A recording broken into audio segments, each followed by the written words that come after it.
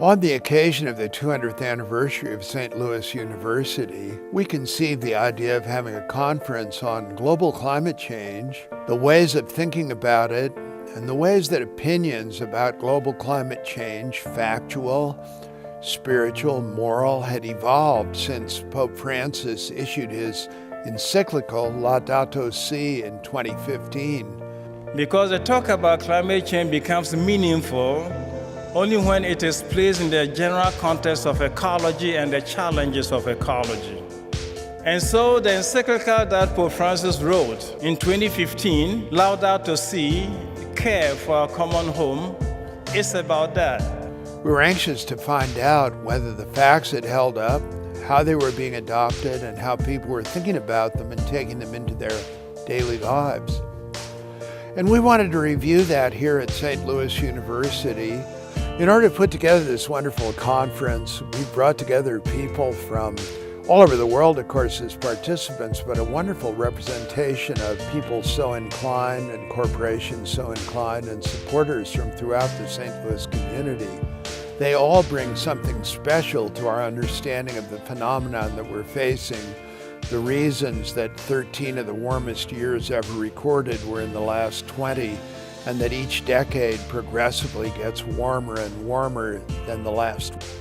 Operating now or the future, you have to do both. You have to live now and for the future.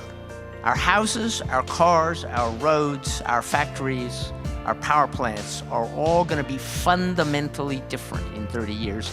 And that really showed the people at the conference that there's a bunch of Americans there that will be moving forward with better climate policies. One is talking about a phenomenon that endangers the livelihood, the stability, the health, particularly of the poorer people all over the world, waiting to correct this so that people can go on profiting economically from certain activities that harm the climate is simply not on. It's not what we ought to be doing. We've got to grasp these facts, understand them, realize what they're doing to us, and get on with controlling this rise in temperature before it's completely out of hand.